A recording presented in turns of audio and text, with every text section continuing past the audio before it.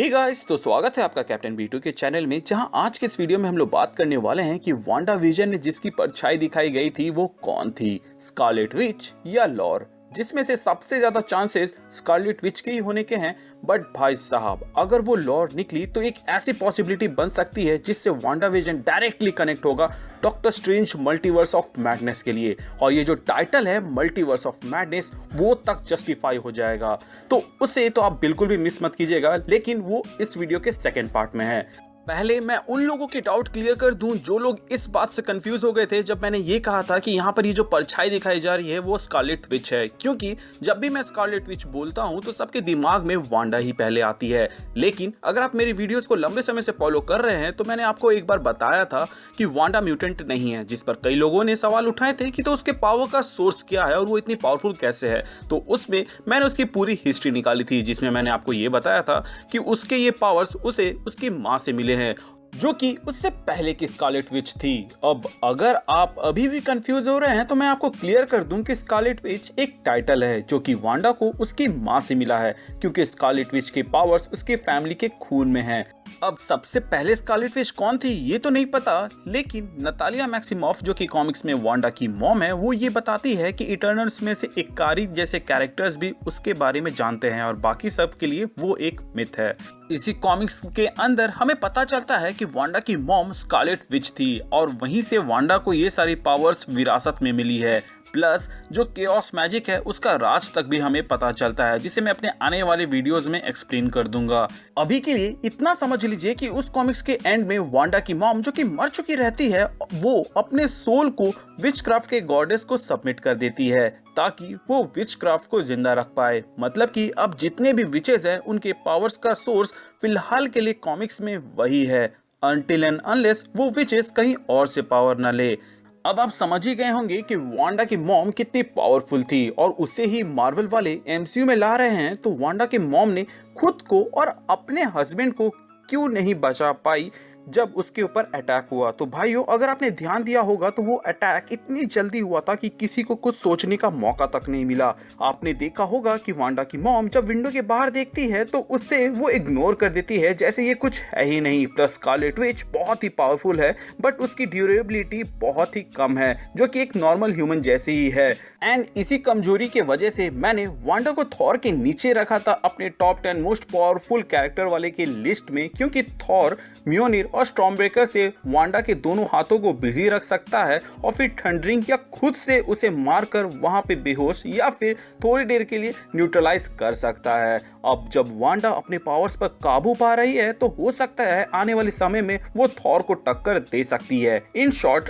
वहां पे जो हुआ वो इतना क्विक हुआ था कि वांडा की मॉम उस पे रिएक्ट नहीं कर पाई और उसे रोक नहीं पाई। प्लस हमें ऐसा दिखाया गया है कि एमसीयू के अंदर विचेस फ्यूचर देख सकती है, तो ऐसा भी हो सकता है कि वांडा के मॉम ने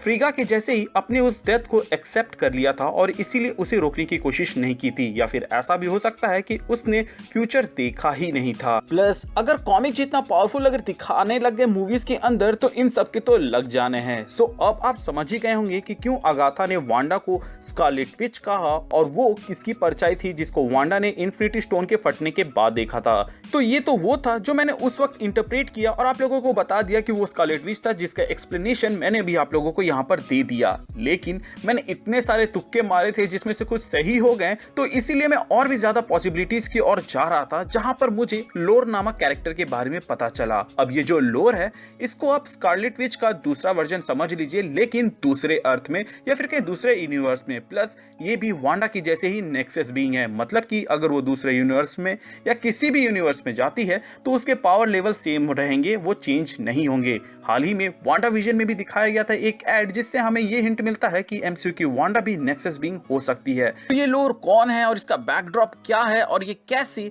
वांडा विजन को doctor strange multiverse of madness से लिंक कर सकती है, आप बस देखते जाओ। तो गाइस, ये लोर रानी हमें मार्वल के 4 इशू में नजर आई थी स्कारलेट विच के कॉमिक्स के अंदर 1994 के अंदर। असल में वो आखिरी के 2 पन्नों में नजर आई थी, बट वो कॉमिक्स उसी के ऊपर बेस्ड था और जहां पर वो हमें फर्स्ट टाइम दिखाया गया था उसका रूप कुछ इस तरह का था एंड ये लुक ही मुझे स्ट्राइक किया। प्लस क्योंकि लोर भी दूसरे वर्ल्ड की एक स्कारलेट विच है तो हो सकता है कि वही हो और उसने यहाँ पे वांडा को बचाया हो ताकि वो उसे बाद में यूज कर सके। तो इस चीज को समझने के लिए मेरी आगे की थ्योरी को सुनिए। तो असल में उस कहानी में ऐसा दिखाया गया था जिसमें लोर दूसरे यूनिवर्स की वांडा को पागल बनाने की कोशिश करती है, जिसके वजह से उस अर्थ के वांडा की जो पावर्स रहते हैं उसके साथ जो उसका कनेक्शन रहता है वो कमजोर होते जाता है, जिसके बाद से वो उसकी बॉडी को हथिया लेती है और वो पूरे प्लेनेट की पावर तक को सोख लेती है। ऐसा वो बहुत सारे वांडा के साथ कर चुकी होती है, बट जब वो अर्थ 616 के वांडा के साथ ऐसा करने की कोशिश करती है तो यहाँ पर ये वांडा उसको कमजोर कर देती है, जिसके बाद से लोर के अंदर जितने भी वांडास थे और उसके जो पावर्स थे वो सब बगावत कर देते हैं और वो लोर को हराने में ओरिजिनल वांडा मतलब कि अर्थ 616 वांडा की मदद करती है। इस कॉमिक सीरीज के अंदर हमें प्रोबेबिलिटी हेक्स भी देखने को मिलता है, जिसका जिक्र अगाथा ने वांडाविजन के सीरीज में किया हुआ है। प्लस अगाथा ने जिस स्पेल का इस्तेमाल करके एक डेड बॉडी को उठाकर उसे पिएत्रो बनाकर वांडा के सामने भेजा, वो स्पेल जिस बुक से है उसका भी यहाँ पर मेंशन है और वो बुक था नेक्रोनोमिकॉन। इसके अलावा कई सारे बुक्स के भी मेंशन थे यहाँ पे, जैसे कि बुक ऑफ ईबॉन, क्लिगॉन फ्रैगमेंट और नार्कोटिक मैन्युस्क्रिप्ट और भी कई सारे थे, जिनमें से हो सकता है कि वांडाविजन में जो बुक दिखाया गया हो वो इनमें से ही कोई हो। वैसे इसमें एक मिस्ट्री बुक भी अपीयर होता है जिसका नाम तो हमें नहीं पता चलता है, लेकिन वांडा कहती है कि ये बुक उनमें से है जिसके बारे में अगाथा ने कहा था और वो उसे पढ़ने लग जाती है, जिसके बाद से उसे कहानी के हिसाब से जो पता चलना था वो वहां पे पता चलता है।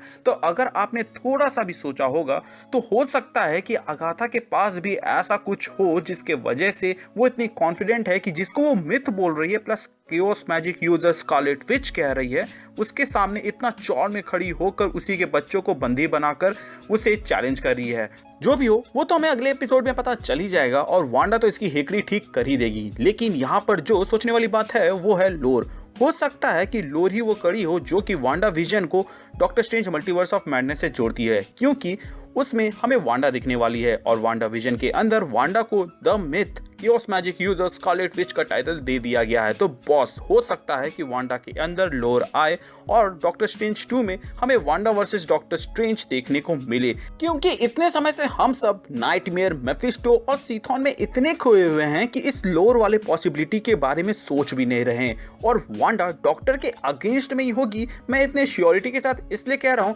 क्योंकि आप ही एक बार सोच के देखिए कि ऐसा कौन सा तुरम खान होगा जो डॉक्टर स्ट्रेंज और वांडा दोनों की जोड़ी का सामना कर पाए। प्लस एक बात मैं आपको बता दूं कि chaos magic user sorcerer supreme से भी ज्यादा पावरफुल होता है, लेकिन सॉर्सरर सुप्रीम को जो अपर हैंड देता है वो उनका एक्सपीरियंस होता है। वरना अगर हम रॉ पावर की बात करें तो स्कारलेट विच सॉर्सरर सुप्रीम से ऊपर आती है। प्लस क्योंकि दोनों ही ह्यूमन है तो उनकी ड्यूरेबिलिटी ज्यादा नहीं है, लेकिन फिर भी अगर कुछ लोग डॉक्टर स्ट्रेंज वर्सेस वांडा नहीं देखना चाहते हैं तो उनके लिए भी एक सिंपल सी थ्योरी ये है कि क्योंकि अभी वांडा अनाड़ी है अपने केओस मैजिक को यूज करने में, तो वो आने वाले समय में डॉक्टर स्ट्रेंज की शिष्या बन जाए और इसी तरह वो हमें डॉक्टर स्ट्रेंज 2 में देखने को मिले। सो गाइज आई होप अब आप लोग समझ गए होंगे और आपको अभी तक में वांडाविजन को लेकर कोई भी कंफ्यूजन नहीं रहा होगा। अगर कुछ है तो आप मुझे कमेंट सेक्शन के जरिए पूछ सकते हैं, उस पर मैं अगर हो पाया तो एक वीडियो बना ही दूंगा। इसके अलावा कैसी लगी आपको ये लोर वाली थ्योरी आप मुझे बता सकते हैं। वीडियो में कुछ भी अगर आपको अच्छा लगा हो तो वीडियो को लाइक कर दे, या फिर कुछ नया पता चला हो तो कमेंट सेक्शन के जरिए जरूर बताएं, उससे हमें बहुत ही ज़्यादा मोटिवेशन मिलता है। चैनल पर नए हैं तो चैनल को सब्सक्राइब कर दे,